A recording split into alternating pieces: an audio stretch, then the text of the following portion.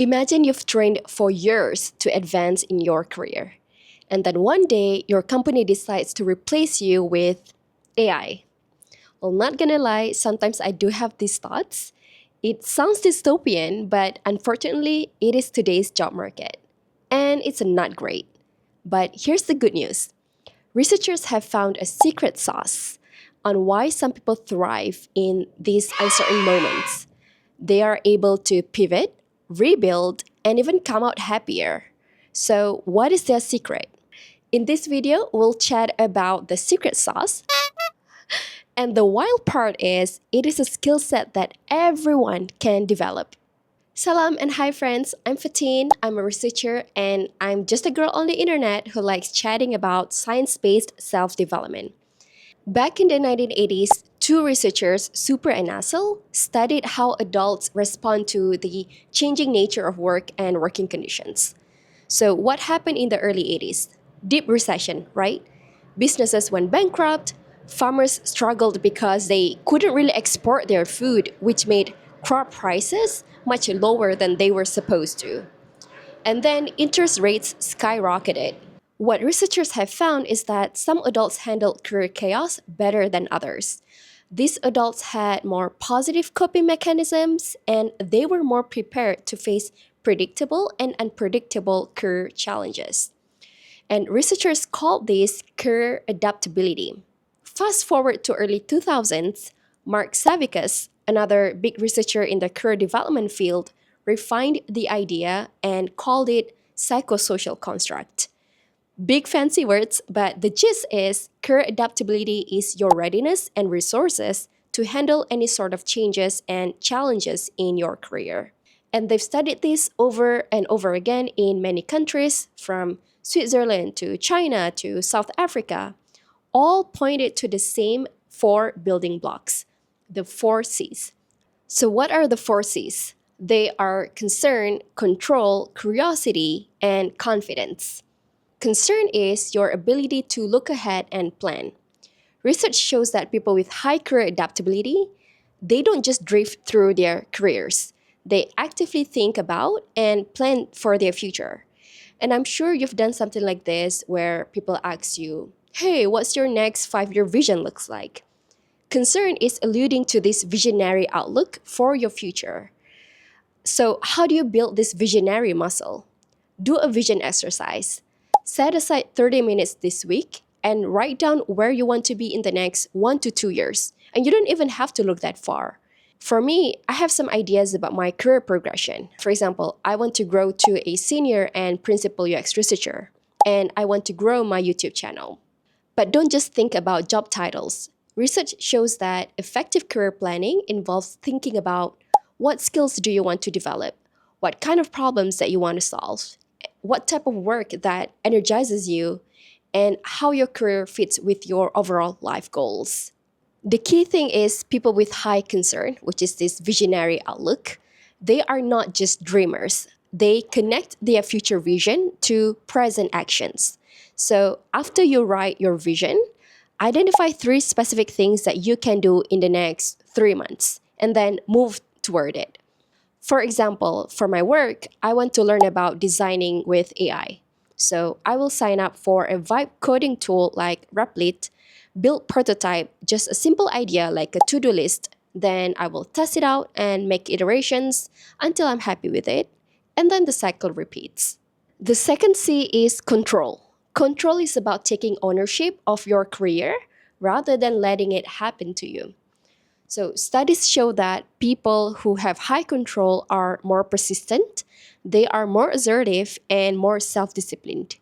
They make decisions based on their own self knowledge rather than just following other people's expectations. A good exercise to do is called the career decision audit. Look at your last 3 career decisions. For example, if you've experienced any job changes, if you've developed any skills, or even the projects that you took on. Ask yourself, did I make this decision based on my own values and goals, or because someone else expected it? What information did I gather before deciding? How much did I advocate for what I wanted? Research consistently shows that people who take active control of their career decisions have better outcomes. And if you notice that you've been too passive, you can start small. Let me share some personal story. When I was younger, I didn't have much voice in choosing what I wanted in my life. I remember being a pre-med student in college. I was not good at it, and deep inside, I knew that it was not what I wanted. I was not happy. When I had to switch majors, I gained ownership to choose, and I switched to psychology. And I couldn't be happier. So I guess what I'm trying to say is try to identify one career decision that you need to make and practice gathering information. Do that research, weighing options, and then advocating for yourself. I know it's harder than it sounds, but this takes practice and you can do it. The third C is curiosity. It is about exploring possibilities and staying open to new information. And I've talked about exploration extensively in the past video, so go check that out. Studies show that exploration helps people make better career decisions and adapt to changes. An example that you can do is, and it's my favorite, monthly career exploration habit. Every month, do two things: self exploration and environmental exploration. For self exploration, try something new that teaches you about your interests, values, or skills. Take an online course, volunteer for a different type of project, or attend a workshop in an adjacent field. For environmental exploration, research a trend in your industry, interview someone in a job that you're curious about, or attend a networking event. The research is clear. People who actively seek career relevant information are better prepared for transitions. So, a great way is to cultivate a habit to explore. About 4 years ago, I was studying to be a professor. People with PhD, that's what they do, right? By my third year of my graduate program, I just couldn't picture myself teaching in a classroom, which is funny because now I do educational videos. So every week, I set out to explore different careers. Like, what can I do with my skills? What am I interested in? After my self reflection, I knew that I wanted to do something with research that's more applied. Like, I want to see the results of my research. I talked to a bunch of people, mostly people with PhDs. Then I found a UX conference. I went and I loved it. I got an internship at a startup, and now I'm a full time UX researcher. Now, your journey might look different, but be curious and explore. You might never know what comes out of it, but nothing will if you don't explore. The final C in the four C's is confidence. Confidence is believing you can actually make things happen. And to me, this is probably the biggest thing. Like, even if you have dreams about your future, you take ownership of your path, and you're curious and explore different paths, it's hard to reach success if you don't believe in yourself. The confidence comes from seeing evidence of your capabilities and developing problem solving skills. The best way to track your evidence is documenting your wins. So start documenting your wins, but do it strategically. Keep a running list of problems that you've solved, challenges you've overcome, and skills you've developed. For each entry, note the specific actions you took and the results you've achieved. Include both big wins and small daily victories. Like, I literally have a folder called Good Things where I screenshot people's praises about my work. I also have a spreadsheet that tracks my projects and my results. For my YouTube channel, I also have a journal where I track my progress about each video that I make. The benefit is when you face some challenges or feel uncertain about your career, review this evidence. Like, look at all the good things that you've done. Research shows that people with high confidence draw on past experiences to fuel their belief in future success. It makes sense, right? This helps build self esteem and just makes you energized to achieve your next goals, which then gets you closer to where you want to be. All right, let's recap. We've got the four C's: concern, control, curiosity, and confidence. Concern is your ability to look ahead and plan. Control is taking ownership of your career decisions. Curiosity is exploring possibilities and staying open to new information. And then, last but not least, confidence, which is believing you can actually make things happen. These four dimensions work together.